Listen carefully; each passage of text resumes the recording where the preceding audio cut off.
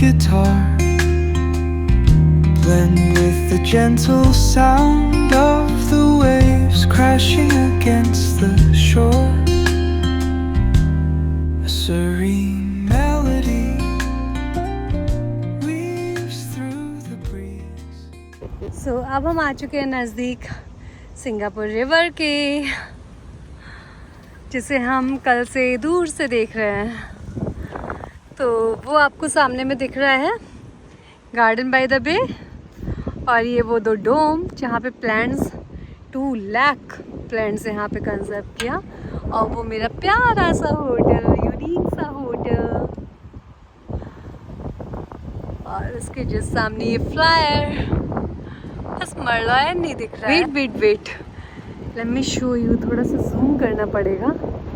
देखा वो जस्ट ये फिंगर के पास, देखिए ये मरलायन, तो ये भी दिख गया।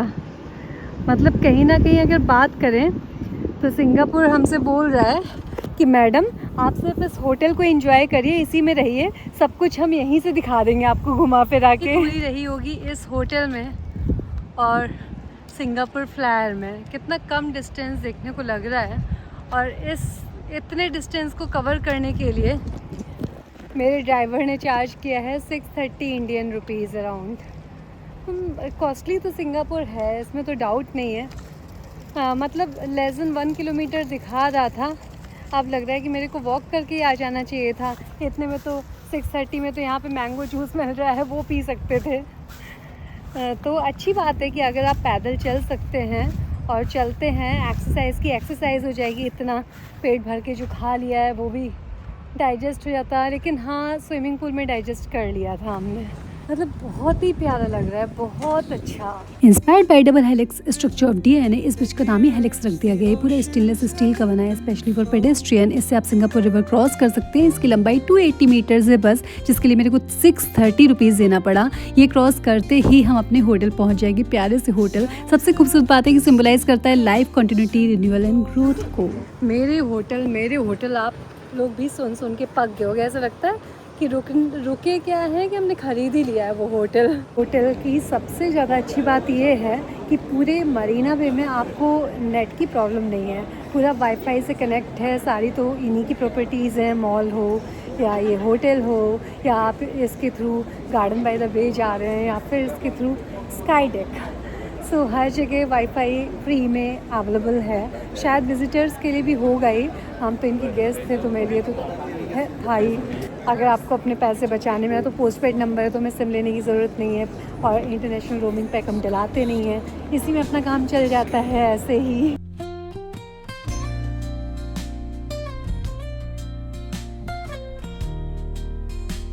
सो क्या आप तैयार हैं?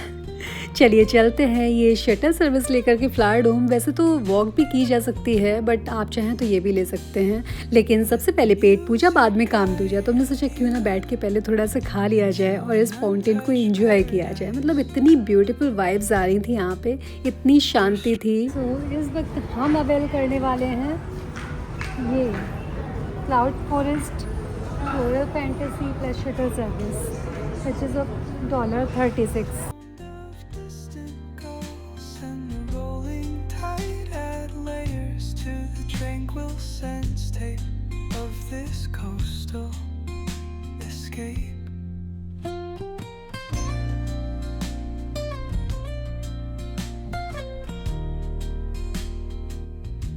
कैन यू इवन गेस हमें क्या ऐसा दिख गया जो हम इतने खुश हो गए? वही मेरा होटल। मतलब इसे जहाँ से भी हम देख पा रहे थे बहुत ही खुश हो रहे थे। The music guide you into an untouched paradise where stress dissolves like footprints in the sand.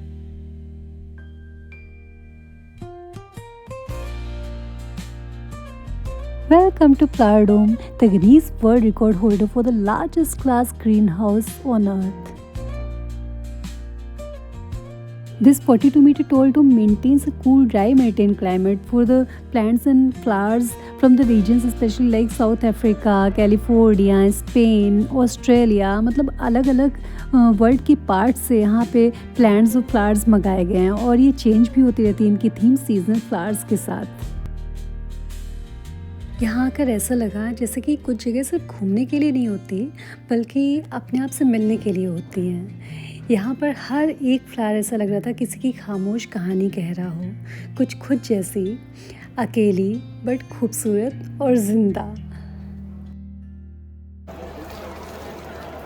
इसे देख के तो हम ये सोच रहे थे क्या एसएससी वाले क्वेश्चन पेपर बनाने से पहले हम घूमने आए थे, जो कि उन्होंने ये क्वेश्चन बना दिया कि तीनों अलग अलग टाइम पे बज रहे हैं, बताइए एक साथ कब बचेंगे।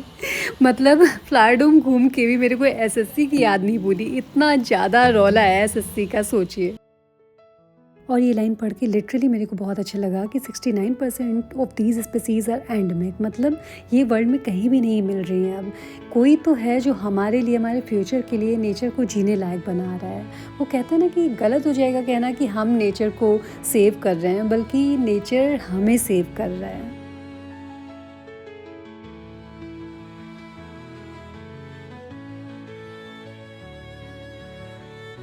यहाँ आके तो ऐसा लगा जैसे कि किसी ने डेजर्ट में एक खूबसूरत सी गार्डन को बसाने की कोशिश की है। मतलब ऐसे ग्लोबल वार्मिंग वाले टाइम पे एक ठंडी सी, महकती सी, अलग सी दुनिया।